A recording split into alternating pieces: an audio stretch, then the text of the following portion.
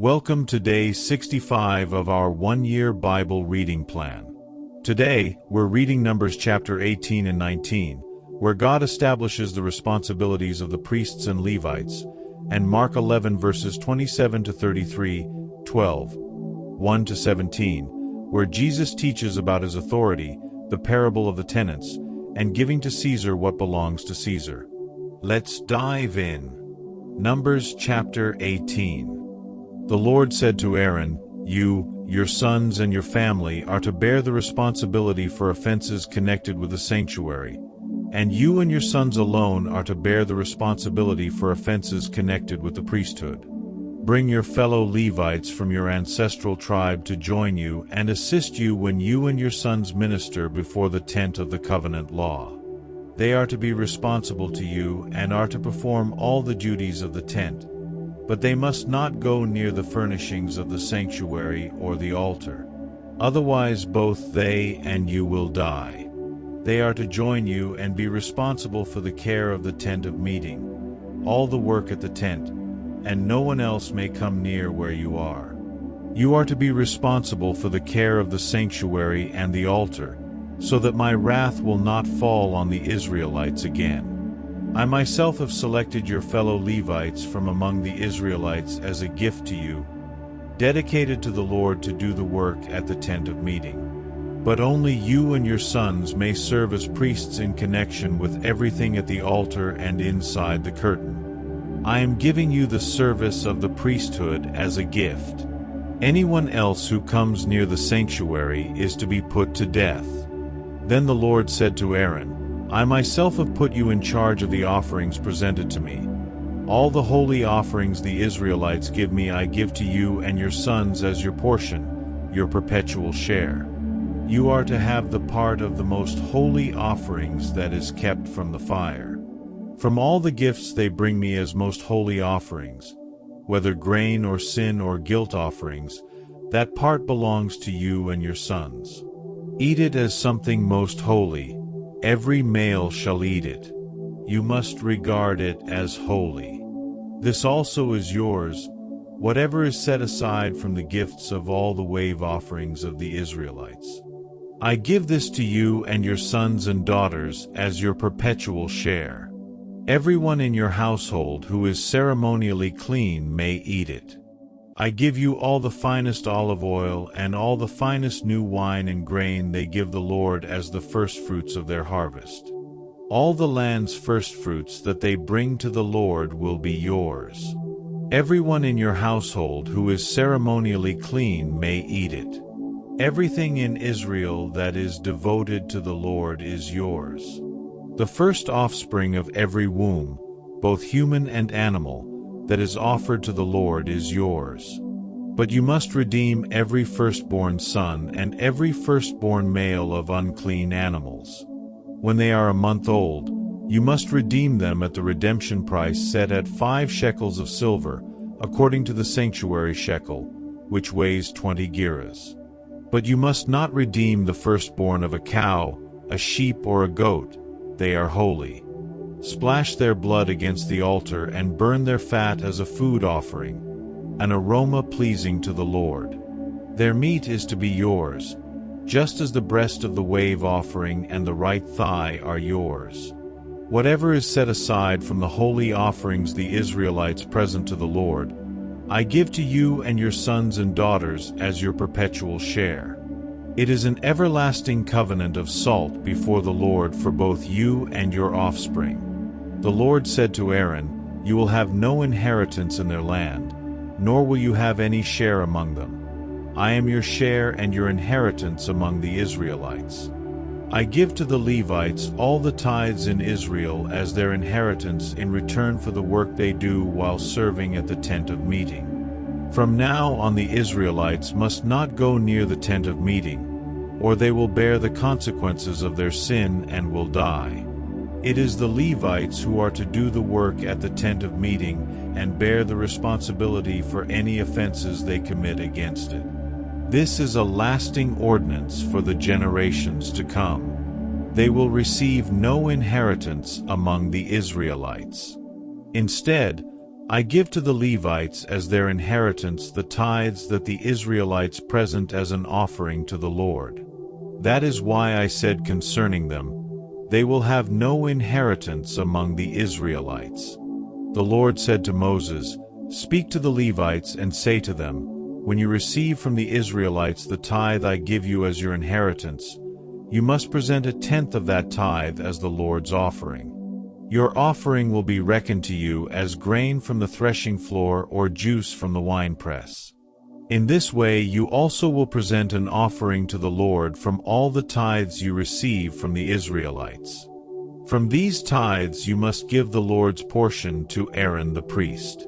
You must present as the Lord's portion the best and holiest part of everything given to you. Say to the Levites, When you present the best part, it will be reckoned to you as the product of the threshing floor or the winepress. You and your households may eat the rest of it anywhere, for it is your wages for your work at the tent of meeting. By presenting the best part of it, you will not be guilty in this matter. Then you will not defile the holy offerings of the Israelites, and you will not die. Numbers chapter 19. The Lord said to Moses and Aaron, This is a requirement of the law that the Lord has commanded. Tell the Israelites to bring you a red heifer without defect or blemish and that has never been under a yoke. Give it to Eleazar the priest. It is to be taken outside the camp and slaughtered in his presence. Then Eleazar the priest is to take some of its blood on his finger and sprinkle it 7 times toward the front of the tent of meeting. While he watches, the heifer is to be burned, its hide, flesh, blood, and intestines.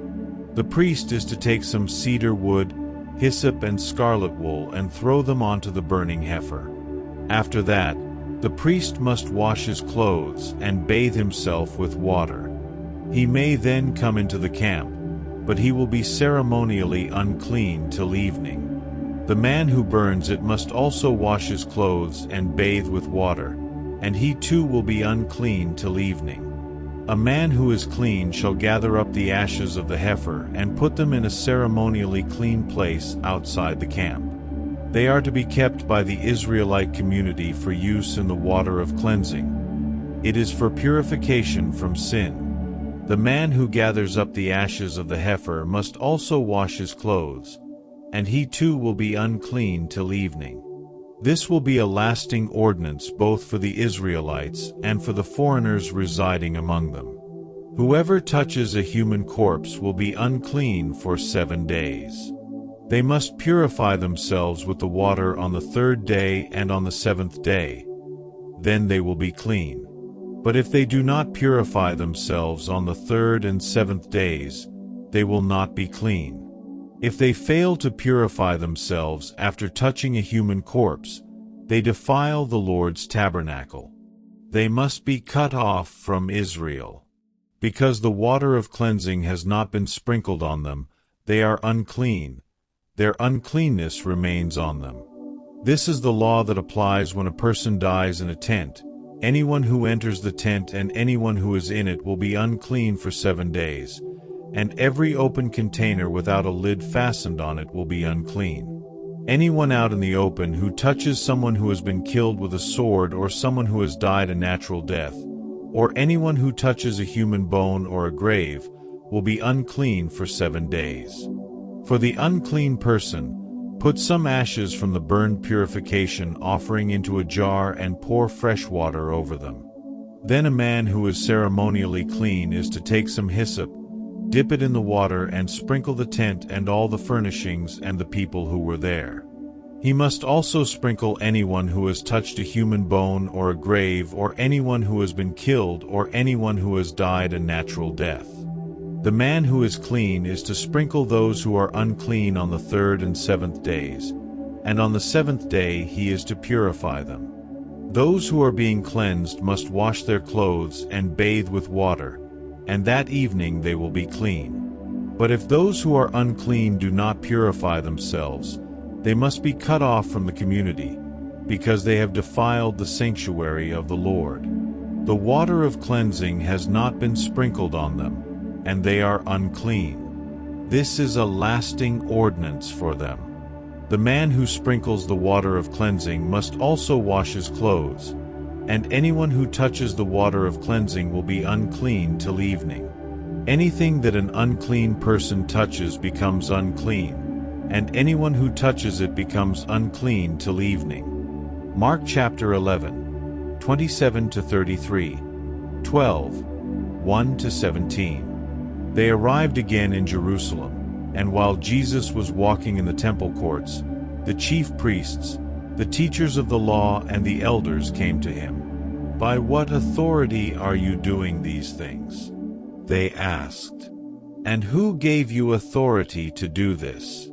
Jesus replied, "I will ask you one question. Answer me, and I will tell you by what authority I am doing these things. John's baptism, was it from heaven or of human origin? Tell me." They discussed it among themselves and said, "If we say, 'From heaven,' he will ask, 'Then why didn't you believe him?' But if we say, 'Of human origin,'" they feared the people, for everyone held that John really was a prophet. So they answered Jesus, "We don't know." Jesus said, "Neither will I tell you by what authority I am doing these things." Jesus then began to speak to them in parables. A man planted a vineyard. He put a wall around it, dug a pit for the winepress, and built a watchtower. Then he rented the vineyard to some farmers and moved to another place. At harvest time, he sent a servant to the tenants to collect from them some of the fruit of the vineyard. But they seized him, beat him, and sent him away empty-handed. Then he sent another servant to them. They struck this man on the head and treated him shamefully. He sent still another, and that one they killed. He sent many others. Some of them they beat, others they killed. He had one left to send, a son, whom he loved. He sent him last of all, saying, "They will respect my son." But the tenants said to one another, "This is the heir. Come, let's kill him, and the inheritance will be ours."